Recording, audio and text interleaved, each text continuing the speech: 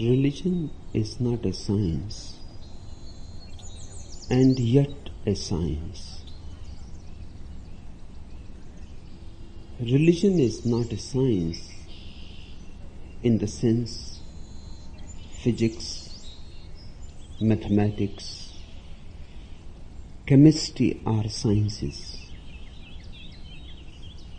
But still it is a science because it is the ultimate knowing. The word science means knowing. Then if religion is not a science, what else can be? It is the highest knowing. It is the purest knowing. The ordinary science is knowledge, not knowing. Religion is knowing itself. The ordinary science is object-oriented. It knows something, hence it is a knowledge. Religion is not object-oriented. It has no object. It knows nothing. Knowing knows itself, as if the mirror is reflecting itself. It is utterly pure of all content. Hence, religion is not a knowledge, but a knowing. Science is a lower kind of knowing. Religion, a higher kind. Religion is philosophia ultima, the ultimate knowing. The difference between the two is not of the spirit. The spirit is the same, but the difference is certainly of purity. Science is mixed with much mud. Religion is pure essence, pure fragrance. The mud has disappeared.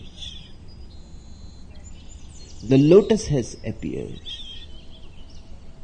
And at the ultimate stage, even the lotus has disappeared, only the fragrance abides. These are the three stages of knowing: the mud, the lotus, and the fragrance.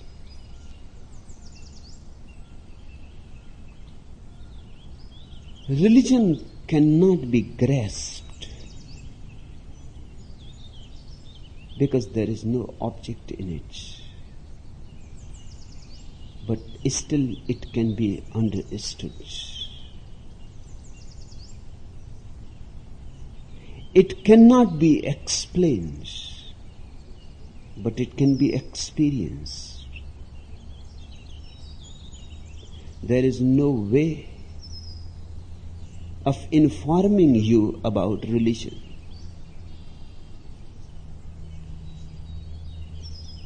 Because it cannot be reduced to information. But you can be showed the way, the path to it. Fingers pointing to the moon. The fingers are not the moon, obviously. But the fingers can point to the moon. These 7 points of mind training of the great master Atisa are fingers, 7 fingers pointing to the moon. Don't be caught in the fingers. Don't become too much obsessed with the fingers. That is not the point. That will be missing the point. Use the fingers and forget them and look where the fingers are pointing at. And when you will see the moon, who bothers about the fingers? Who remembers them? They become automatically non-essential. They disappear. That's why those who have experienced religion, all the scriptures for them become utterly useless. All methods become non-essential.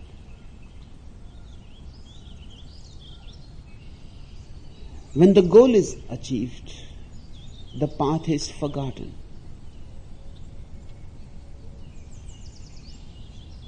Atisa is one of the rare masters, rare in the sense that he was taught by 3 enlightened masters. It has never happened before and never since. To be a disciple of 3 enlightened masters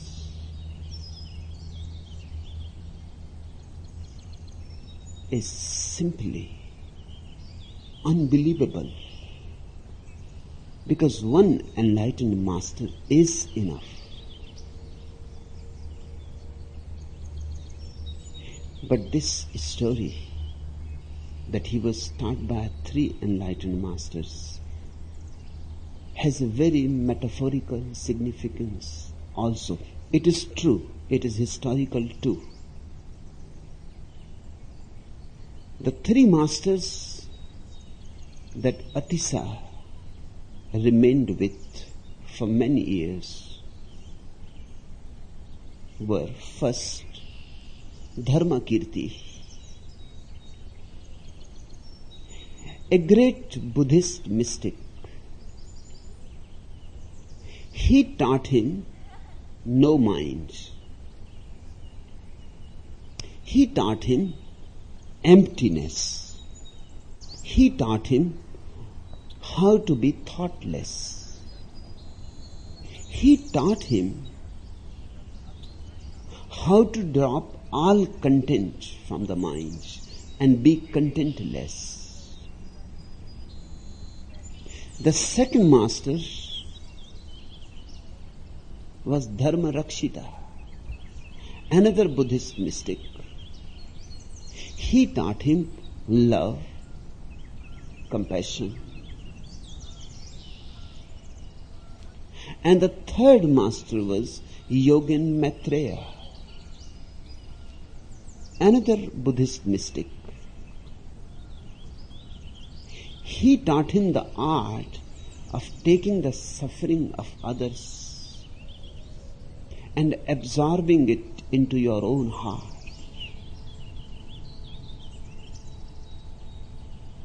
Love in action.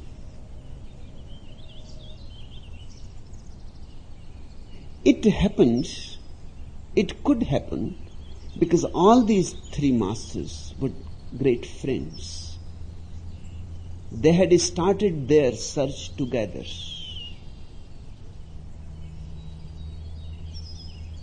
While they were on the way, they had remained together.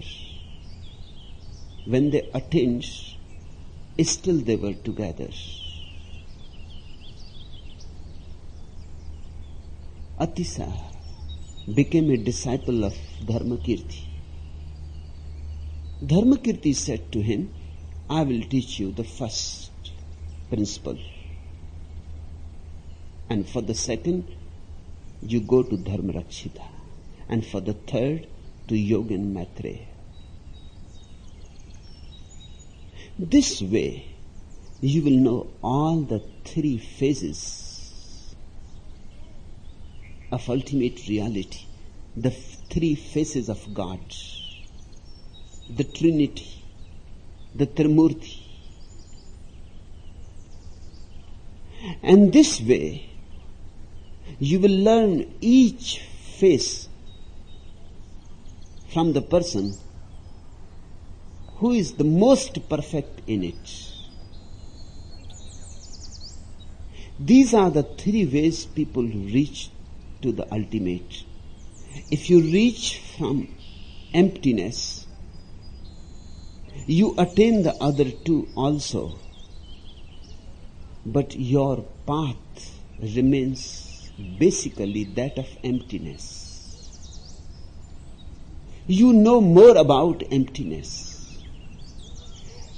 And whatsoever you teach, emptiness will be emphasized in it. That's how it happened in Buddha's case. He had attained through emptiness. Hence his whole teaching became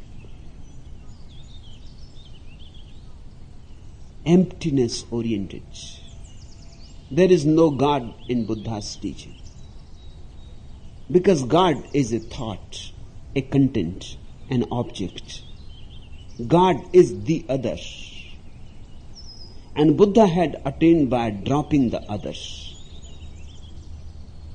Buddha had attained by emptying his mind totally. Hence there is no place for God. No place for anything at all. His path is the purest via negativa. That was also the case with Dharmakirti. He was the perfect master about emptiness. A master par excellence about emptiness. And when Atisa has learned how to be empty, he said, the master said it will be better for the next step. You go to Dharmarakshita. Because he has attained from a totally different path. Just as you can reach to the Everest from different sides. He has reached from a totally different path, the path of compassion. I can teach you also the path of compassion, but my knowing about the path is only knowing about the path from the top. I have reached through the path of emptiness. Once you reach at the top, you can look on all the paths. They are all available to your vision. But to follow a path in its different dimensions, to follow a path in all its details, small details, is a totally different thing. And to look at from a helicopter or from the top is certainly a different vision. It is a bird's eye view. And Dharmakirti said, if there was nobody available here, I would have taught you the other two. But when a man like Dharmarakshita is just here, my neighbor, living in another cave just by the side, it is better you go to him. First one has to become empty, utterly empty. But one has not to become a clinger with emptiness. Otherwise, your life will never know the positive expression of religion. Your life will miss the poetry, the joy of sharing. You will remain empty. You will have a kind of freedom, but your freedom will be only freedom from. It will not be freedom for. And unless a freedom is both freedom from and freedom for, something is missing. Something is lacking. Your freedom will be poor. Just to be free from is a poor kind of freedom. The real freedom starts only when you are free for. You can sing a song, and you can dance a dance, and you can celebrate, and you can start overflowing. That's what compassion is. Man lives in passion. When the mind disappears, passion is transformed into compassion. Passion means you are a beggar with a begging bowl. You are asking and asking for more and more from everybody. You are exploiting others. Your relationships are nothing but exploitations. Cunning devices to possess the other. Very clever strategies to dominate.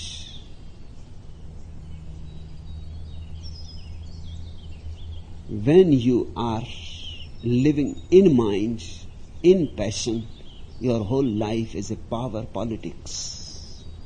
Even your love, even your social service, even your humanitarian works are nothing but power politics. Deep down there is a desire to be powerful over others. The same energy, when mind is dropped, becomes compassion. And it takes a totally new turn. It is no more begging. You become an emperor. You start giving. Now you have. You had it always, but because of the mind, you were not aware of it. The mind was functioning like a darkness around you, and you were unaware of the light within. The mind was creating an illusion of being a beggar, while all the time you had been an emperor. The mind was creating a dream. In reality, you had never needed anything. All is already given. All that you need, all that you can need is already the case. God is within you. But because of the mind means dreaming, desiring. You never look within. You go on rushing outwards. You keep yourself at the back. Your eyes are turned towards the without. They have become focused. That's what mind is all about. Focusing of the eyes on the without. And one has to learn how to unfocus them from there. How to make them loose, less rigid, more liquid, so that they can turn inwards. Once you have seen who you are, the beggar disappears. In fact, it had never existed. It was just a dream, an idea. Mind is creating all your misery. Mind gone, misery is gone. And suddenly you are full of energy. And the energy needs expression, sharing. It wants to become a song, a dance, a celebration. That is compassion. You start sharing. Atisa learned compassion from Dharma Rakshita. But compassion has two phases. One is inactive compassion. The meditator sits silently in his cave, showering his compassion over the whole existence.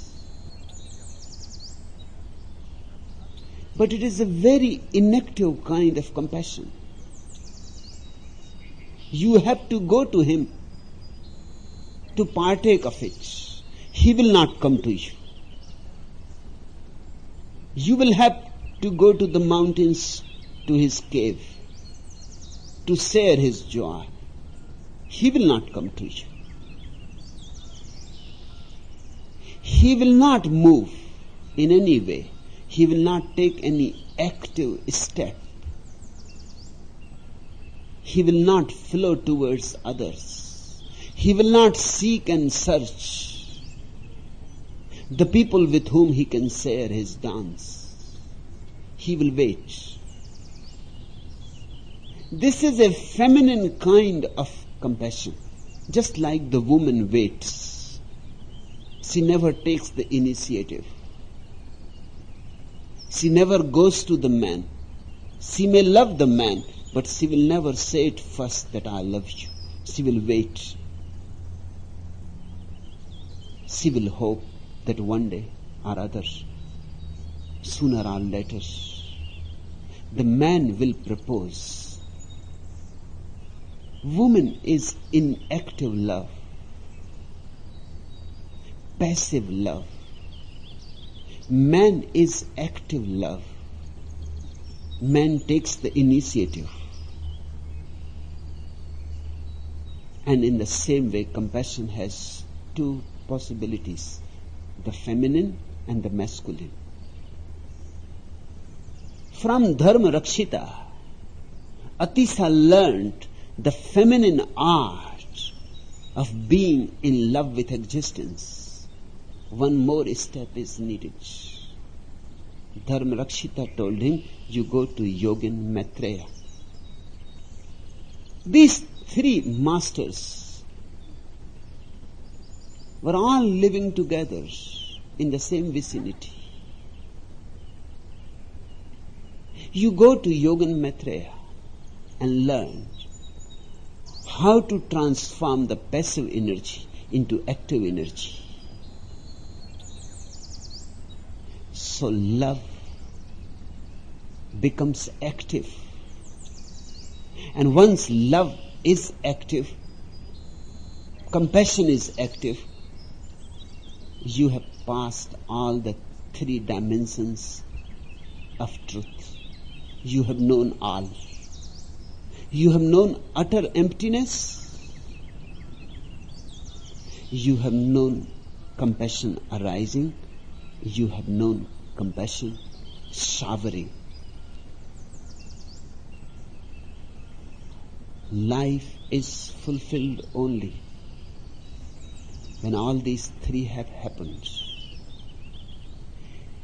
Because Atisa learnt under three enlightened masters, he is called Atisa, the thrice great. Nothing more is known about his ordinary life, when and where exactly he was born. He existed somewhere in the 11th century. He was born in India. But the moment his love became active, he started moving towards Tibet. As if a great magnet was pulling him towards Tibet. In the Himalayas he attained. Then he never came back to India. He moved towards Tibet. His love soured on Tibet. He transformed the whole quality of Tibetan consciousness. He was a miracle worker. Whatsoever he touched was transformed into gold. One of the greatest alchemists the world has ever known. These 7 points of mind training is his fundamental teaching that he gave to Tibet, a gift from India to Tibet. India has given great gifts to the world. Atisaya is one of those great gifts. Just as India gave Bodhidharma to China, India gave Atisaya to Tibet. Tibet is infinitely indebted to this man. These 7 points, a smallest treatise you can find, are of immense value. You will have to meditate over each statement. They are the whole religion condensed. You will have to unfold each statement. They are like seeds. They contain much. It may not be apparently so, but the moment you move into these statements deeply, you contemplate and meditate, and you start experimenting with them, you will be surprised.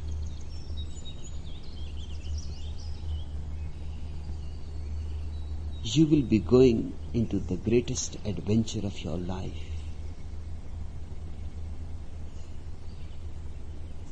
The first, learn the preliminaries. What are the preliminaries? 3 are the preliminaries. First, truth is. Truth is not something to be created. Truth is not something that is far away. Truth is here, now. Truth surrounds you like the ocean surrounds the fish. The fish may not be aware. Once the fish becomes aware of the ocean, the fish is enlightened. The fish is not aware, cannot be aware, because the fish is born in the ocean, has always lived in the ocean, is part of the ocean as any wave is part of the ocean. The fish is also a wave, a little more solid, but born out of the ocean, lives in the ocean, one day disappears in the ocean. The fish may never come to know about the ocean. To know something, a little distance is needed. To know something, perspective is needed. And the ocean is so close, that's why the fish may not be aware of it. And so is the case with truth. Or if you like the word God, you can use the word God. So is the case with God. It is not that He is far away, that's why we don't know about Him. It is because He is not far away, but very close by. Even to say that He is close by is not right, because you are it. He is within you and without you. He is all and all. This is the first thing that has to be allowed to sink deep in your heart. Truth already is. We are in it. This is the most fundamental thing to begin with. You are not to discover it. It is not covered. All that is needed is a new kind of awareness which is missing in you. Truth is there, but you are not aware, you are not mindful, you are not alert. You don't know how to watch. You don't know how to observe. You don't know how to look and see. You have eyes, but still you are blind. You have ears, but you are deaf. The first preliminary is truth is. The second preliminary is mind is the barrier. Nothing else is hindering you from truth. Just your own mind. Mind surrounds you like a film, like a movie that goes on, and you remain engrossed in it, fascinated by it. It is a fantasy that surrounds you, a continuous story that goes on. And because you are so much fascinated by it, you go on missing that which is. And mind is not, it is only a fantasy.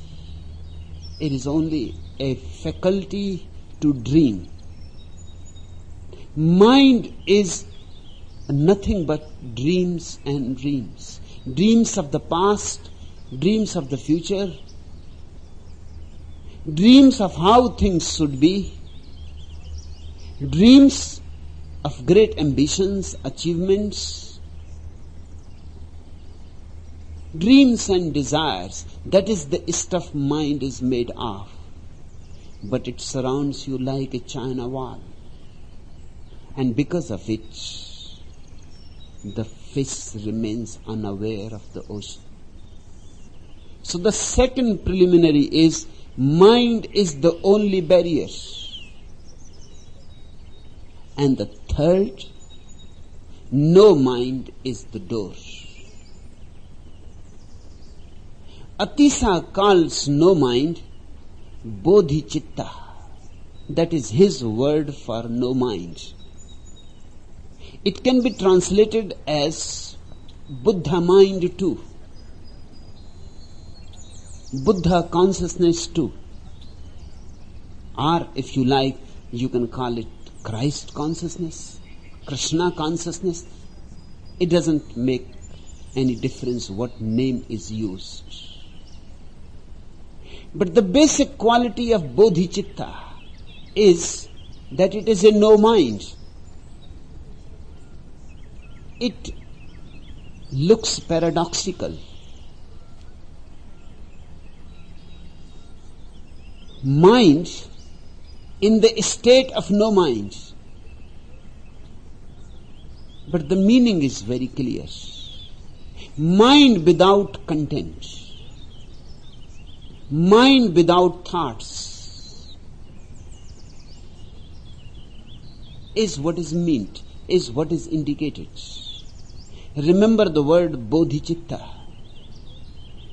because Atisa says the whole effort of religion, the whole science of religion is nothing but an endeavor to create bodhicitta, Buddha consciousness, a mind which functions as a no mind, a mind which dreams no more, thinks no more, a mind which is just awareness, pure awareness. These are the three preliminaries. The second sutra, think that all phenomena are like dreams. Now the work starts. Atisa is very condensed, seed-like. That is the meaning of a sutra. Just a thread, just a hint, and then you have to decode it. think that all phenomena are like dreams. Phenomena means all that you see, all that you experience, all that can ever be experienced is all phenomena. Remember, the objects of the world are not only phenomena and dreams. Objects of consciousness, they may be objects of the world, they may be just objects in the mind. They may be great spiritual experiences. You may see Kundalini rising in you. That too is phenomena. A beautiful dream, a very sweet dream, but it is a dream all the same. You may see great light flooding your being, but that light is also phenomena. You may see lotuses blooming inside you, and a great fragrance arising within your being. That too is phenomena, because you are always the seer and never the seen, always the experiencer and never the experienced, always the witness and never the witnessed. All that can be witnessed, seen, observed is phenomena. Material phenomena, psychological phenomena, spiritual phenomena, but they are all the same. There is no need to make any distinction. The basic thing to remember is that which can be seen is a dream. Think that all phenomena are dreams. This is a tremendously powerful technique. If you start contemplating in this way, you are walking on the street and you contemplate people passing by are all dreams. The shops and the shopkeepers and the customers and the people coming and going, all are dreams. The houses, the buses, the train, the aeroplane, all are dreams. You will be immediately surprised by something of tremendous import happening within you. The moment you think all are dreams, suddenly, like a flash, one thing comes into your vision: I am too a dream. Because if the scene is dream, then who is this I? If the object is a dream, then the subject is also a dream. If the object is false, how the subject can be the truth? Impossible. If you watch everything as dream, suddenly you will find something is slipping out of your being, the idea of the ego. This is the only way to drop the ego, and the simplest. Just try it. Meditate this way. Meditating this way again and again, one day the miracle happens. You look in and the ego is not found there. Ego is a byproduct of the illusion that whatsoever you are seeing is true. If you think that the objects are true, then the ego can exist. It is a byproduct. If you think that the objects are dreams, the ego disappears. And if you think continuously that all is a dream, one day, in a dream in the night, you will be surprised. Suddenly in the dream you will remember that this is a dream too. And immediately, as the remembrance happens, the dream will disappear.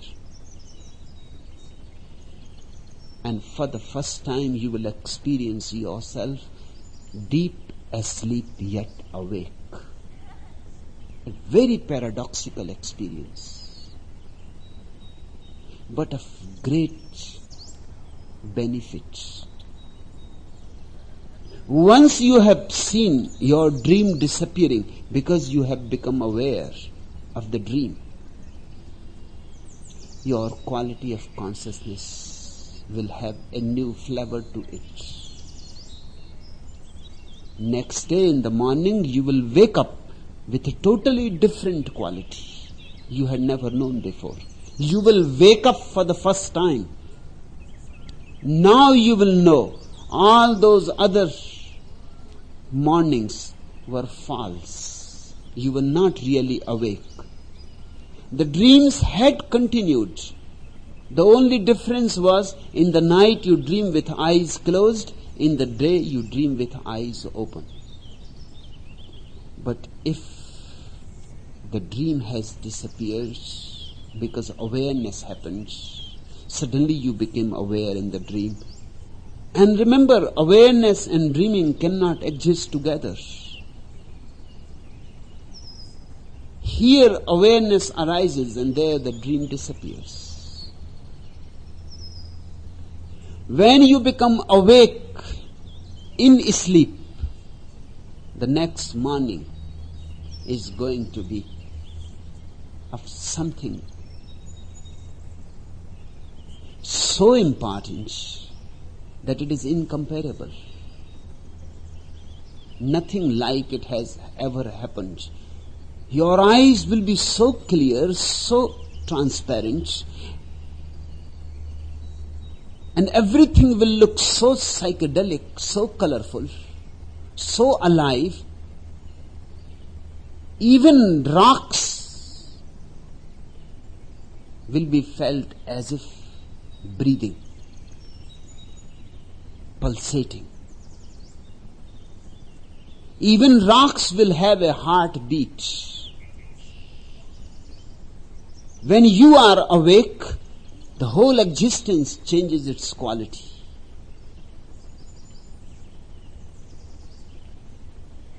We are living in dream. We are asleep, even when we think we are awake. Think that all phenomena are like dreams. First, objects will lose their objectivity, and second, the subject will lose its subjectivity. And that brings you to a transcendence. The object is no more important, the subject is no more important. Then what is left? A transcendental consciousness, bodhicitta, just a witnessing, with no idea of I and thou,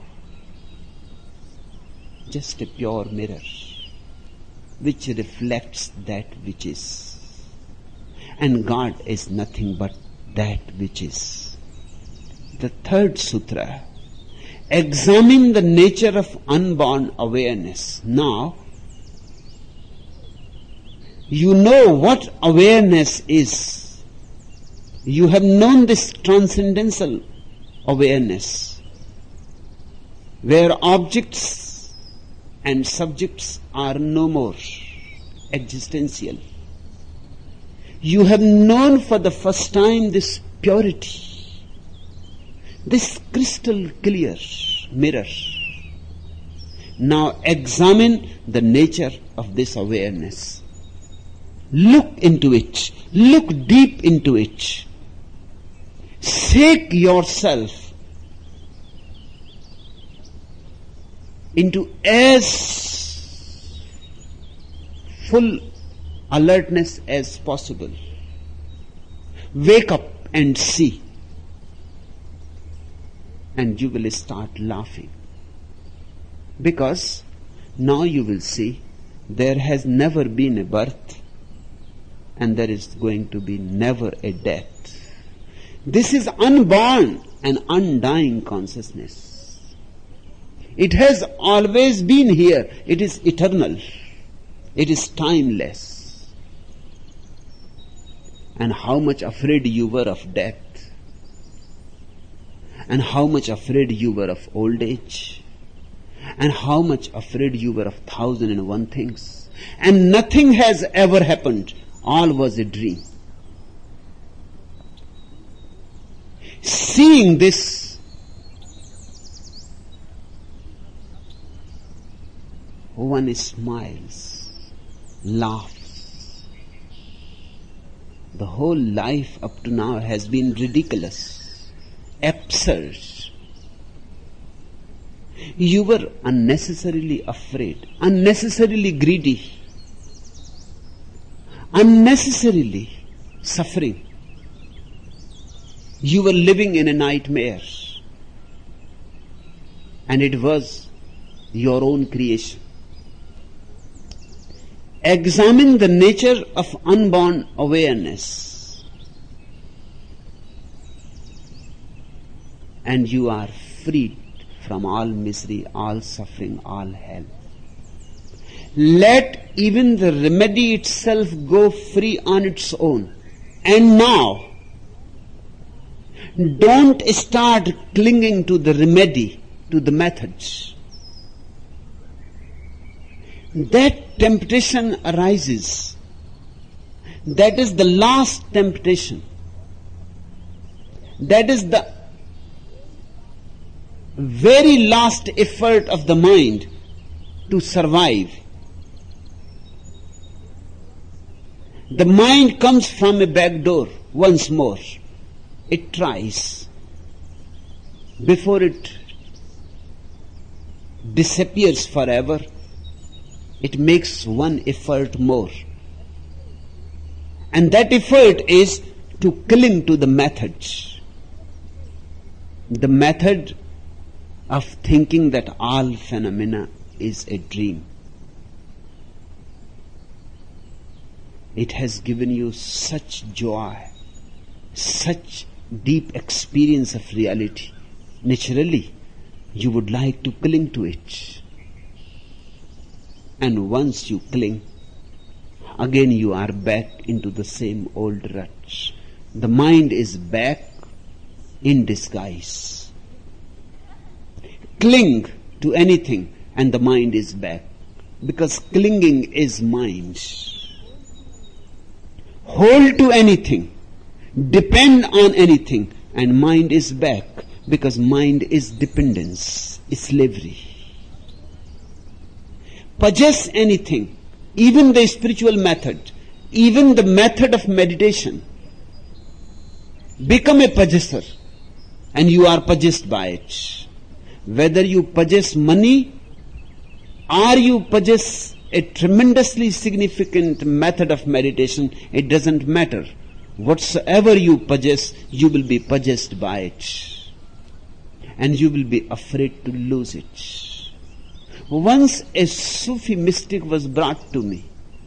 For 30 years continuously, he has used a Sufi method of zikr. And he has attained to great experiences. One can see it. Even ordinary people were aware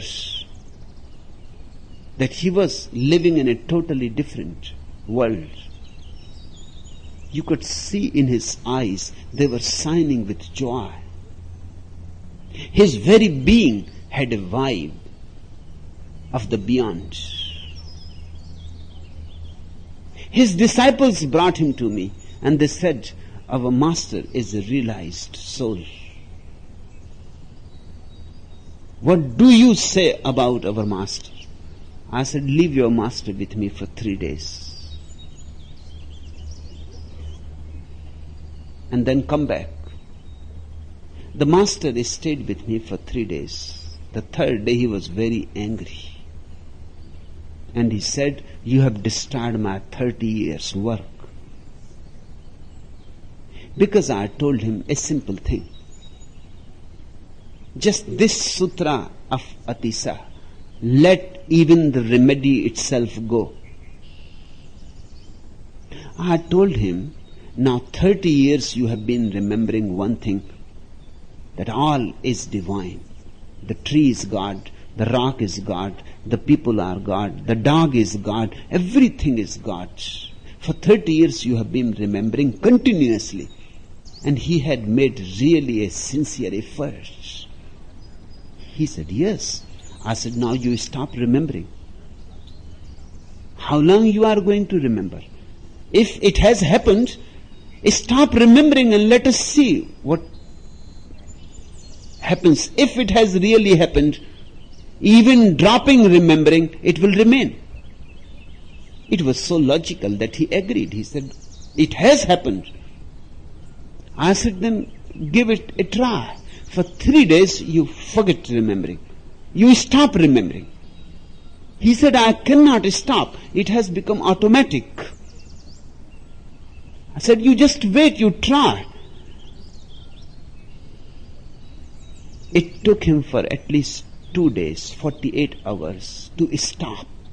It was hard to stop. It has become automatic. There was no need to remember. For 30 years he was remembering. It was simply there like an undercurrent. But within 48 hours, it stopped. And the third day morning, he was very angry. He said, what you have done? All that joy has disappeared. I am feeling myself very ordinary. I am feeling myself the same as I was before I started on the journey 30 years before. He started crying out of anger and out of sadness. Tears started coming to his eyes. He said, give me back my method. Please don't take it. I said, just look. If this is so much dependent on the method, then nothing has happened. It is just an illusion that you are creating by continuous remembering. This is nothing but auto-hypnosis. All the great masters say this, that one day you have to drop the method. And the sooner you drop, the better. The moment you attain, the moment awareness is released in you, immediately drop the mat. Just see, this is only the 4th sutra. In the 3rd sutra, Atisa says, examine the nature of unborn awareness. And in the 4th, immediately let even the remedy itself go. Now no more examination, no more mindfulness, no more remembering that all is dream. Once the first taste on your tongue has happened of awareness, be quick, because mind is very cunning. Mind can start telling you, look, you are no more ordinary. You are extraordinary. Look, you have attained. Look, you have become a Buddha. You are enlightened. Look, this is the goal of all human beings, and very rarely 1 in a million attains, and you are that 1 in a million. And the mind will say all these beautiful, sweet nothings. And of course, the ego can come back. You can start feeling very good, holier than thou. You can start feeling special, spiritual, saintly, and all is lost. Throw the remedy, the disease is back. Cling to the remedy, and the disease is back. One has to be very alert in dropping the method. Once you attain something, immediately drop the method. Otherwise your mind will start clinging to the method. It will talk very logically to you that this is the method that is important. Buddha used to say again and again a story. 5 idiots passed through a village. People were surprised seeing them because they were carrying a boat on their heads. The boat was really big. It was almost crushing them, those 5 idiots. They were almost dying under the weight of it. And people asked, "What are you doing?" They said, "We cannot leave this boat. This is the boat that helped us to come from the other shore to this shore. How can we leave it? It is because of it that we have been able to come here. Without it, we would have died on the other shore." And the night was coming close. And there are wild animals on the other shore. It was as sure as anything that by the morning we would have been dead. We will never leave this boat. We are indebted forever. We will carry it on our heads in sheer gratitude. This can happen because all minds are idiots. Mind as such is idiotic.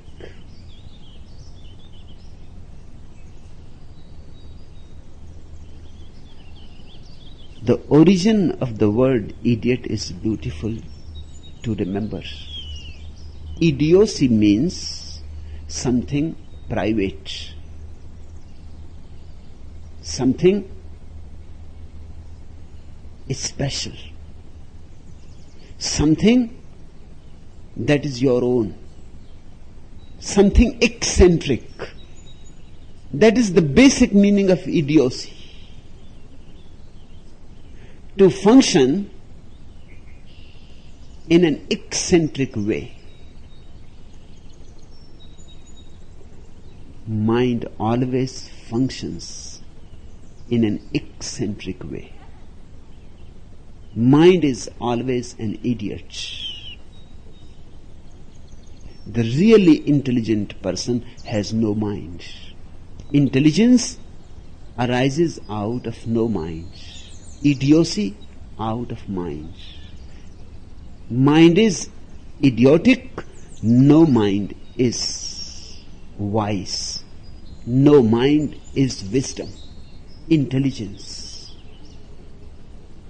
Mind depends on knowledge, on method, on money, on experience, on this, on that. Mind always needs props. It needs supports. It cannot exist on its own. On its own, it flops. So the ultimate effort of the mind to come back will be when you will attain to some awareness. It will say, "Look, so we have arrived."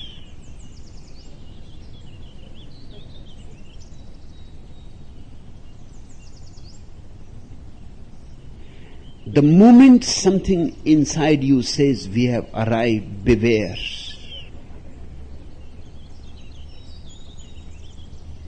Be very, very cautious now. Each step has to be of great caution.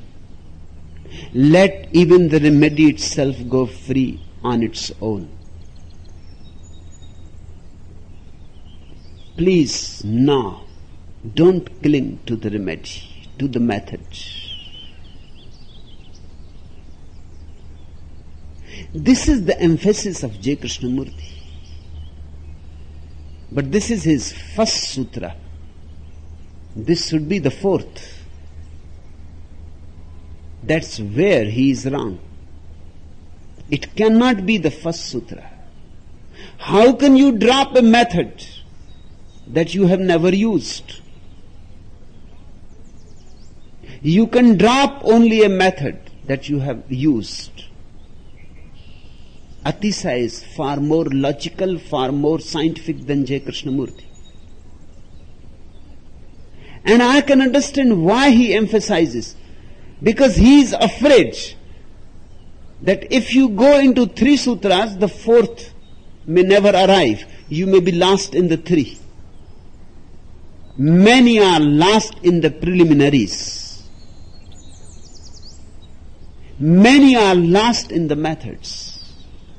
So he has become too cautious, extremely cautious. Those 5 idiots were carrying the boat, and J. Krishnamurti is teaching on the other shore to people, don't enter in the boat. Too cautious. Because if you enter in the boat, who knows? You may start carrying the boat on the head. So please don't enter.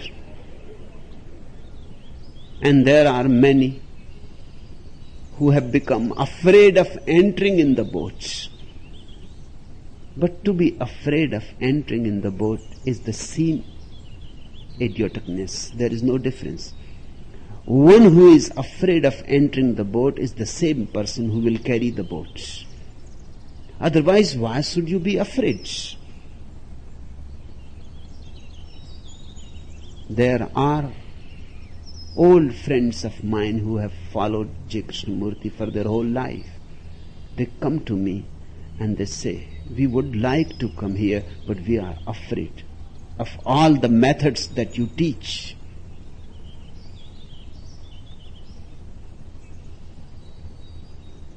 Methods are dangerous, they say. Methods are dangerous only if you are unaware. Otherwise, they can be used beautifully. Do you think a boat is dangerous? It is dangerous if you are thinking to carry it on your head for your whole life out of sheer gratitude.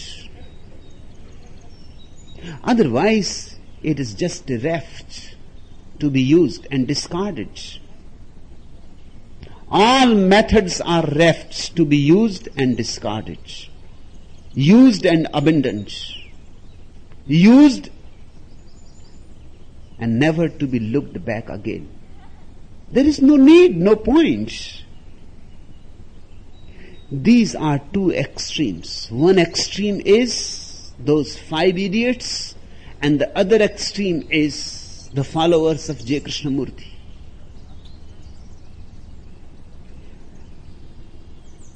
There is no need to be either.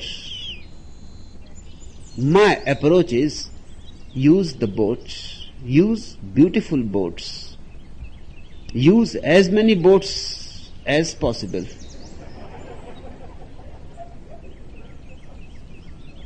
With this awareness that when the shore is reached, the boat is abandoned. With no clinging. While you are in the boat, enjoy it. Be thankful to it. When you get out of the boat, say thank you and move on. 5th Sutra, settle in the nature of basic cognition, the essence. If you drop the remedy, automatically you will start settling into your being. Mind is clinging. It never allows you to settle in your being. It keeps you interested into something that you are not. The boats. When you don't cling to anything, there is nowhere to go. All boats have been abandoned. You cannot go anywhere. All paths have been dropped. You cannot go anywhere. All dreams and desires have disappeared. There is no way to move. Relaxation happens on its own account. Just think of the word relax. Be. Settle. You have come home. Settle in the nature of basic cognition, the essence. And when you settle, there is pure awareness with no effort. with no method. If awareness needs method, it is still not true awareness, not the essential awareness, not the natural, spontaneous awareness. It is still a byproduct of the method. It is cultivated, created. It is a byproduct of the mind. It is not yet the truth. Settle now in the nature of basic cognition, the essence. Now there is nothing to do. See, be, enjoy. Only this moment exists. This now, this here. This cawing of the crows, and all is silence. To know this serenity is to know who you are, what this existence is all about. This is samadhi in the words of Patanjali. This is sambodhi in the words of Gautam Buddha. This is bodhicitta in the words of Atisa. Between sessions, consider phenomena as phantoms. Now, Atisa is really very alert of the disciple. He knows that these experiences of settling into your being will be only momentary in the beginning. One moment you will find yourself relaxed into your being, another moment it is gone. In the beginning it is bound to be so. One moment you are flooded with the unknown, with the mysterious. Another moment it is no more there. One moment all the fragrance, and the other moment you are searching for it and you cannot find it where it has gone. Only glimpses will happen in the beginning. Slowly, slowly they become more and more solid. They more and more abide. Slowly, slowly, slowly, slowly, very slowly, they settle forever. Before that, you cannot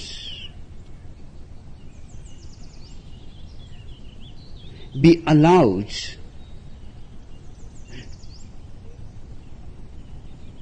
to take it for granted. That will be a mistake. Hence he says, between sessions, when you are sitting in meditation, a session of meditation, this will happen. But it will go. So what you are supposed to do between sessions? Between sessions, consider phenomena as phantoms. Between sessions, continue to use the methods. Drop the method. When you are deep in meditation and the moment comes, when awareness is getting purer and purer and purer, and suddenly it is utterly pure, drop the method, abandon the method, forget all about the remedy. Just settle and be. But this will happen only for moments in the beginning. Sometimes it happens here listening to me. Just for a moment, like a breeze, you are transported into another world, the world of no mind. Just for a moment, you know that you know, but only for a moment. And again, the darkness gathers. The mind is back with all its dreams, with all its desires and all its stupidities. For a moment the clouds had separated and you had seen the sun. Now again the clouds are there. It is all dark and the sun has disappeared. Now even to believe that the sun exists will be difficult. Now to believe that what you had experienced a moment before was true will be difficult. It may have been a fantasy. The mind may say it may have been just imagination. It is so incredible. It looks so impossible that it had happened to you. With all this stupidity in the mind, with all these clouds and darknesses, it had happened to you. You had seen the sun for a moment. It doesn't look probable. You may have imagined. Maybe you had fallen in a dream and seen it. Between the sessions, start again. Be on the boat. Use the boat again. Consider phenomena as phantoms. Atisa is very considerate of the disciples. Otherwise, the fourth sutra would have been the last, or at the most the fifth. Settle in the nature of basic cognition, the essence. If Atisa was a man like Bodhidharma, the treatise was finished on the fifth sutra.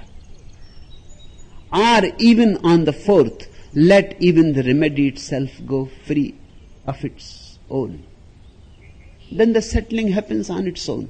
Bodhidharma was very miserly. He would not have used the fifth. But Atisa is very considerate of the disciple. He had been a disciple, so he knows the difficulties of a disciple. And he had been a disciple of three great masters, so he knows all the difficulties that a disciple has to face. He has been a pilgrim. He knows all the problems. And he has been a pilgrim on three paths. All the three possible paths. So he knows all the problems and all the difficulties and all the pitfalls and all the obstacles that are bound to arise on the path of a disciple. Hence his considerateness. He says between sessions, between these moments of meditativeness, between these moments of utter joy, emptiness, purity, between these moments of being, remember that all are dreams, that every phenomena is a phantom. Go on using that method till the settling has happened forever. Train in joining, sending and taking together. Do this by riding the breath.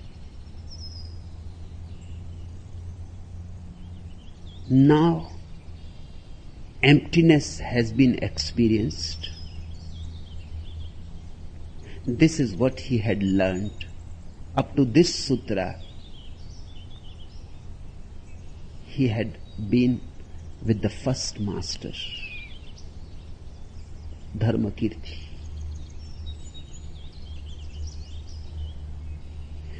With this sutra, the second master, Dharma Rakshita. Train in joining, sending and taking together. Do this by riding the breath. Now he says, start being compassionate. And the method is, when you breathe in, listen carefully. It is one of the greatest methods. When you breathe in, think you are breathing all the miseries of all the people in the world. All the darkness, all the negativity, all the hell that exists anywhere, you are breathing it in. and let it be absorbed in your heart. You may have read or heard about so-called positive thinkers of the West. They say just the opposite. They don't know what they are saying. They say when you breathe out, throw all the misery and negativity. And when you breathe in joy, positivity, happiness, cheerfulness. Atisa's method is just the opposite. When you breathe in all the misery and suffering of all the beings of the world, past, present, future. And when you breathe out all the joy that you have, all the blissfulness that you have, all the benediction that you have. Breathe out. Pour yourself into existence. This is the method of compassion. Drink in all the suffering and pour out all the blessings. And you will be surprised if you do it. The moment you take all the sufferings of the world inside you, there are no more sufferings. The heart immediately transforms the energy. The heart is a transforming force. Drink the misery in, and it is transformed into blissfulness. Then pour it out. Once you have learned it, that your heart can do this magic, this miracle, you would like to do it again and again. You try it. It is one of the most practical methods. Simple. And brings immediate results. You do it today and you see. That is one of the approaches of Buddha and all his disciples. Atisa is one of his disciples. In the same tradition, in the same line. Buddha says again and again to his disciples, Ihi passiko, come and see. They are very scientific people. Buddhism is the most scientific religion on the earth. Hence, in the world, Buddhism is gaining more and more ground every day. The more the world will become intelligent, more and more Buddha will become important. It is bound to be so. The more and more people will know about science, Buddha will have great appeal. Because he will convince the scientific mind. Because he says, whatsoever I am saying can be practiced. And I don't say to you, believe it. I say, experiment with it, experience it, and only then, if you feel yourself, trust it. Otherwise, there is no need to believe.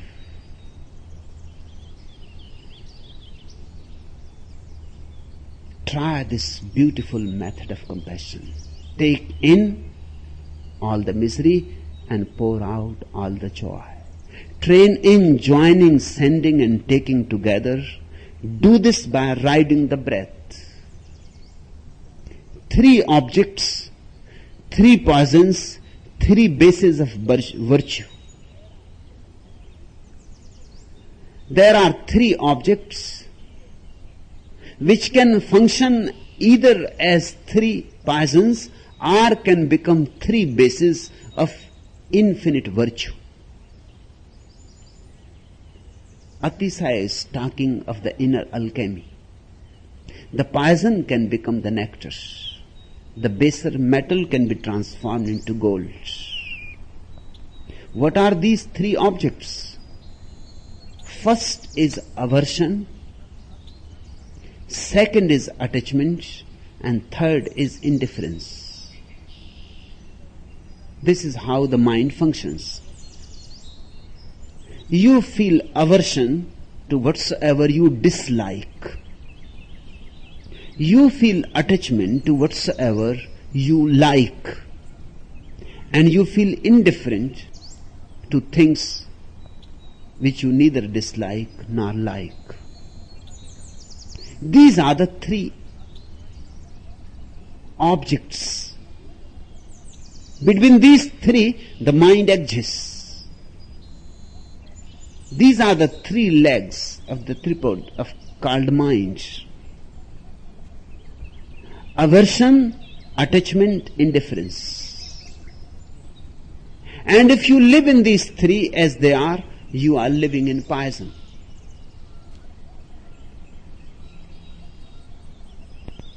This is how we have created the hell out of life.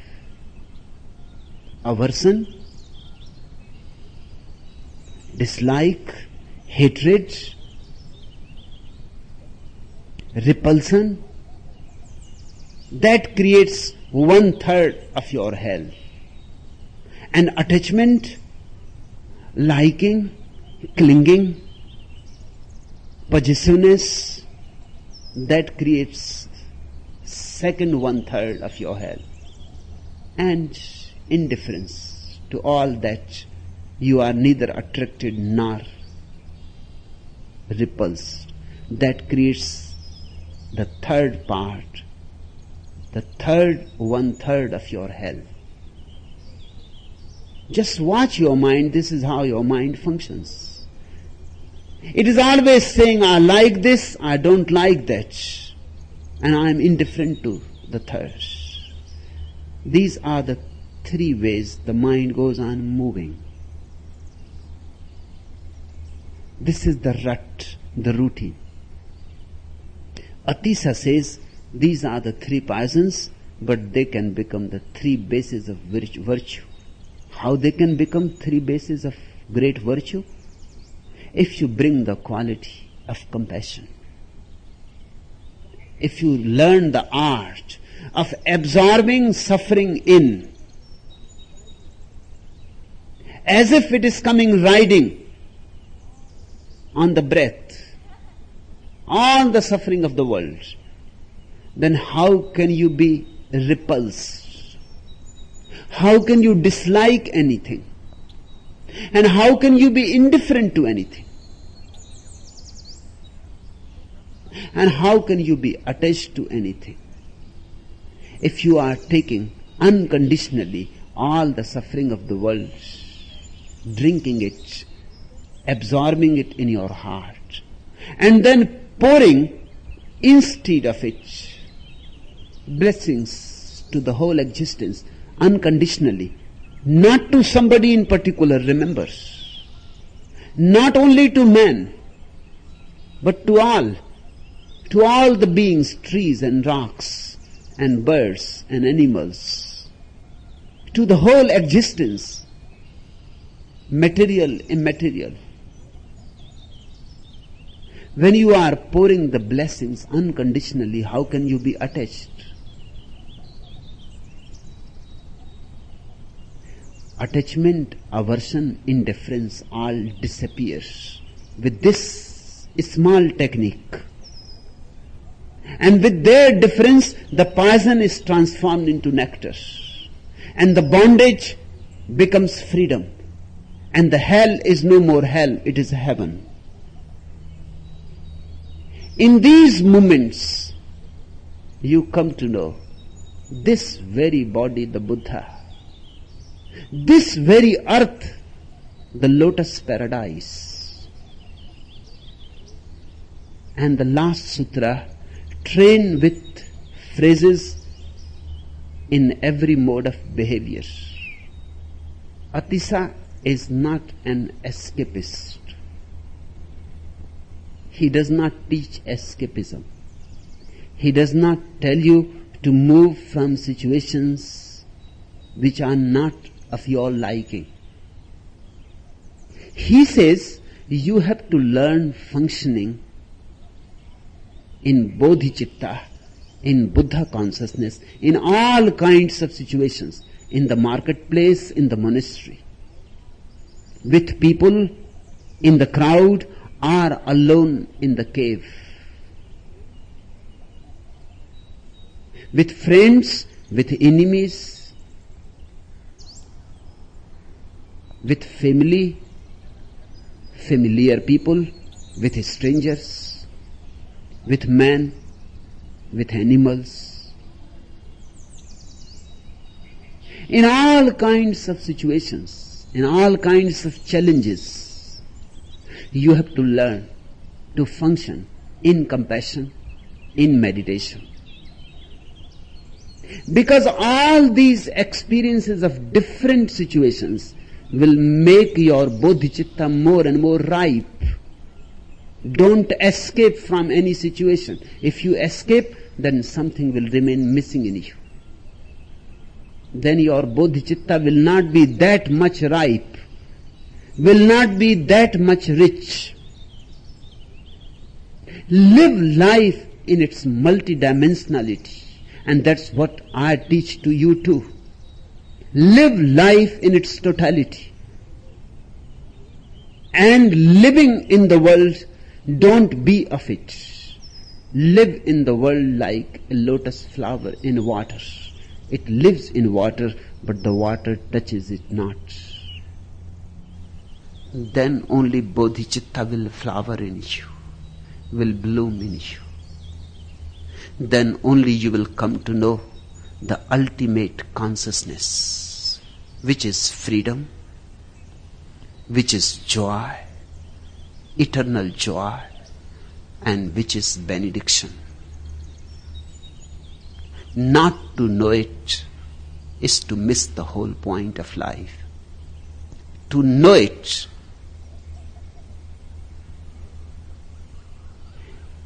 is the only goal. The only goal. Remember it. And remember, Atisa's sutras are not philosophical, not speculative, not abstract. They are experimental. They are scientific. Let me repeat again. Religion is a science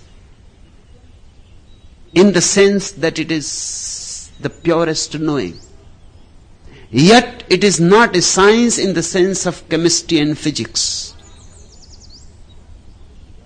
It is not the science of the outward, it is the science of the inward. It is not the science of the exterior, it is the science of the interior. It is the science that takes you beyond. It is the science that takes you into the unknown and the unknowable. It is the greatest adventure there is. It is a call and a challenge to all those who have any courage, any guts, any intelligence. Religion is not for cowards.